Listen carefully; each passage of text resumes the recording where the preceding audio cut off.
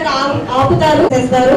So మనం అక్కడ తీసుకుని అందరికి అందిన తర్వాత అక్కడి నుంచి బయలుదేరి మనం వెన్నూరు బయలుదేరుతాము. పాయింట్ టు పాయింట్ మీరు మీ సొంత అనుకుంటున్నాను. ఆడవాళ్ళకైతే మీరే డివిజన్ లీడర్లు, మీ కోఆర్డినేటర్లు చెప్పండి. హ్యాండ్ బ్యాగులు కానివ్వండి, డబ్బులు కానివ్వండి, పూలు కానీ ఇలాంటి వగైరా ఎక్సెట్రా ఏమి కూడా వాళ్ళతో క్యారీ చేయకూడదని చెప్పండి. ఎందుకంటే అక్కడ సెక్యూరిటీ ఇష్యూస్ తో లోపలికి ఏమి అలౌ చేయరు. అండ్ అక్కడ పడేసి వస్తే అదొక ప్రాబ్లం అవుతుంది. కాబట్టి ముందుగానే మీరు అందరికీ చెప్పేయండి, ఏమి వాళ్ళతో తెచ్చుకోకూడదు. సెల్ ఫోన్లు కూడా మరి ఎలా చేస్తారు లేదో బస్సులోనే పెట్టి రావాల్సి వస్తుందేమో.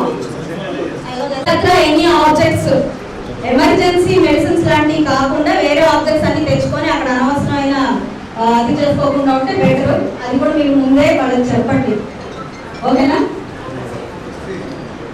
అందరూ 5 కల్లా అందరూ డైరెక్ట్ చేస్తారు. మీరు ఏ బస్సు అయితే దిగారో అదే బస్సులో 5 కల్లా ఎక్కాల. మళ్ళీ టోల్ ప్లాజాలకు వచ్చేటప్పటికి మళ్ళీ డిన్నర్ ప్యాకెట్స్ అరేంజ్ చేస్తామన్నారు. డిన్నర్ అంటే వెళ్ళేటప్పుడు ఇస్తారా, వచ్చేటప్పుడు ఎప్పుడు ఇస్తారంటే సాయంత్రమే భోజనం అది చెప్పింది మాట్లాడాలి.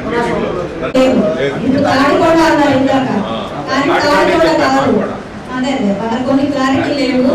అయితే ఇప్పుడున్న ప్రెసెంట్ కరెంట్ అప్డేట్ ఏంటి అంటే మీకు లంచ్ ఇస్తారు, బ్రేక్ఫాస్ట్ మనమే ఇళ్లలో చేసి రావాలి. Lunch, snacks, dinner, water.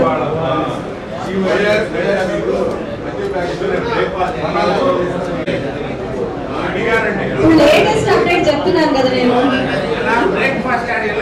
అందరూ బ్రేక్ఫాస్ట్ చేసి వస్తారు, లంచ్ బస్సుల్లోకే ఇస్తారు. రిటర్న్ అయ్యేటప్పుడు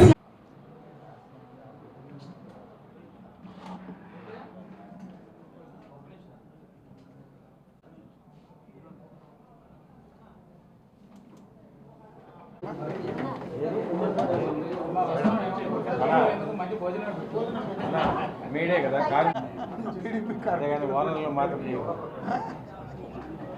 కార్మికుల నుంచి కొంత ఓనర్షిప్లు ఉన్నాయి. ఇంకా కార్మికులు అంటే ఎంత వచ్చాయి? ఓనర్లు మీరే కదా. ఓనర్లు మీరే కదా, మేము ఆయన అదే అన్నమాట. ఆయన లేరా శేషగిరిరావు గారు? రమ్మను ఇమ్రాన్. మీది అనుకుంటాను లేదా మమ్మల్ని మా తెచ్చాను. ఆటోలు అవన్నీ ఆవిడ నడిపారు, నేను నడపలేదు.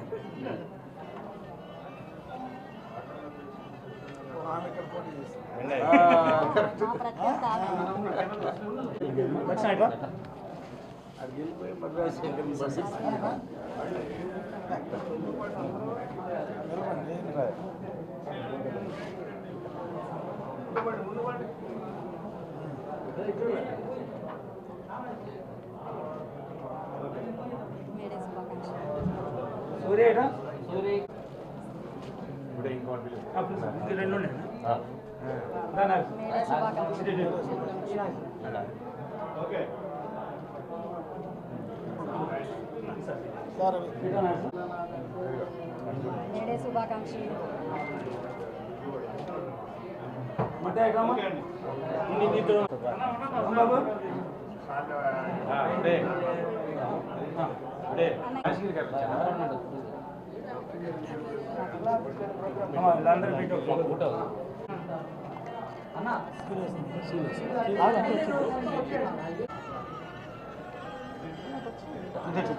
వచ్చేసి నాగేశ్వర ఎటండి, మీరు ముందుకు వచ్చేసిండు.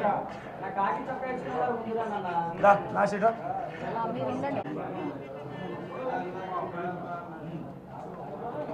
శుభాకాంక్షలు. మొత్తం ఫుడ్ అడిగారు మా సెంటర్ ఉన్నాం.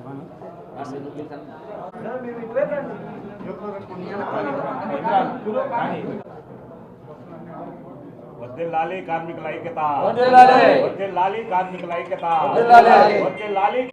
శేషగిరిరావు గారు వెళ్ళిపోయారా?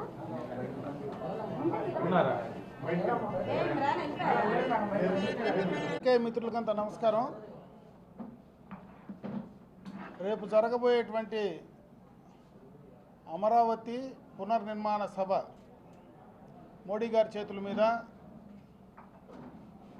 నభూతో నభో భవిష్యత్ అనే విధంగా భారతదేశ చరిత్రలోనే ఆంధ్ర రాష్ట్ర రాజధాని పునర్నిర్మాణం ఒక మైలురాయిగా నిలిచిపోవాలనేటువంటి ఆలోచనతో ఈ ప్రాంత ప్రజలందరూ కూడా ఉన్నారు. ముఖ్యంగా గుంటూరు మున్సిపల్ కార్పొరేషన్లో గుంటూరు వెస్ట్కి సంబంధించి ఈస్ట్కి సంబంధించి దాదాపు స్వచ్ఛందంగా 60,000 పైచిలుకు ప్రజలు వస్తారనేటువంటి నమ్మకంతో ఉన్నాం. ప్రతి ఒక్కరూ ఉత్సాహంగా ఉన్నారు. వాళ్ళకు కావాల్సినటువంటి ట్రాన్స్పోర్ట్ ఫెసిలిటీస్ కానీ, భోజన సౌకర్యాలు కానీ, వేసవి కాలం కాబట్టి త్రాగునీటికి సంబంధించినటువంటి సౌకర్యాలు కానీ అన్నీ కూడా పూర్తి స్థాయిలో అటు అధికారులతో కోఆర్డినేట్ చేసుకొని పార్టీ యంత్రాంగం మొత్తం కూడా కూటమి పార్టీకి సంబంధించినటువంటి నాయకులు మొత్తం కూడా బ్రహ్మాండంగా కూడా ఈ కార్యక్రమాన్ని విజయవంతం చేయాలా అనేటువంటి ఆలోచనతో పనిచేస్తూ ఉన్నారు. గుంటూరు ఈ ప్రాంతం ప్రత్యేకంగా తెలుగుదేశం పార్టీకి పెట్టని కోట వంటిది. ఎప్పటి నుంచినో కీర్తిశేషులు నందమూరి తారక రామారావు గారు పార్టీ స్థాపించినటి నుంచి కూడా ఈ నియోజకవర్గం తెలుగుదేశం పార్టీకి బ్రహ్మాండంగా కూడా ఆనాటి నుంచి కూడా వెన్నంటున్నటువంటి నియోజకవర్గం. ఈ ప్రాంతంలో అతి ఎక్కువ మంది కూడా పక్కనే అమరావతి లాంటి మహానగరం వస్తూ ఉంది. గత ప్రభుత్వంలో ఆ నగరాన్ని రానీయకుండా గత ప్రభుత్వ నిర్ణయాలు, జగన్మోహన్ రెడ్డి గారి నిర్ణయాల వల్ల, దారుణమైనటువంటి నిర్ణయాల వల్ల పూర్తిగా కూడా అమరావతిని లేకుండా చేయాలనేటువంటి ఒక మూర్ఖపు ఆలోచనతో గతంలో జరిగాయి. దాన్ని తిరిగి మళ్ళీ చంద్రబాబు నాయుడు గారు తిరగరాసే కార్యక్రమం ద్వారా, ప్రజలు ఇచ్చినటువంటి అచంచలమైనటువంటి తీర్పు ద్వారా ఈరోజు అటు మోడీ గారు కానీ, ఇటు చంద్రబాబు నాయుడు గారు కానీ, పవన్ కళ్యాణ్ గారు కానీ ఈ కార్యక్రమాన్ని బ్రహ్మాండంగా కూడా విజయవంతం చేస్తూ ఈ రాష్ట్రానికి కేంద్రం నుంచి అన్ని విధాల సహాయ సహకారాలు వస్తాయనేటువంటి ఆలోచనతో ఈరోజుగా మోడీ గారి చేతుల మీదుగా ఈ కార్యక్రమాన్ని బ్రహ్మాండంగా విజయవంతం చేయాలనేటువంటి ఆలోచనతో ఉన్నారు. కాబట్టి అందరూ కూడా ఇక్కడ ఉన్నటువంటి పార్టీ నాయకత్వం మొత్తం కూడా అదేవిధంగా ఆ డివిజన్ పరిధుల్లో ఎవరైతే ఉన్నారో మహిళలు కావచ్చు, పార్టీకి సంబంధించినటువంటి నాయకులు కావచ్చు, వారందరినీ కూడా రేపు ఇక్కడి నుంచి తీసుకుపోయే సందర్భంలో అన్ని రకాలైనటువంటి ప్రికాషన్స్ తీసుకుంటున్నారు. పార్టీ పరంగా మేము కోరుకునేది కూడా ఈ కార్యక్రమం ఒక పార్టీకి సంబంధించింది కాదు, ప్రభుత్వం ఒకటే చేసేటువంటి కార్యక్రమం కాదు.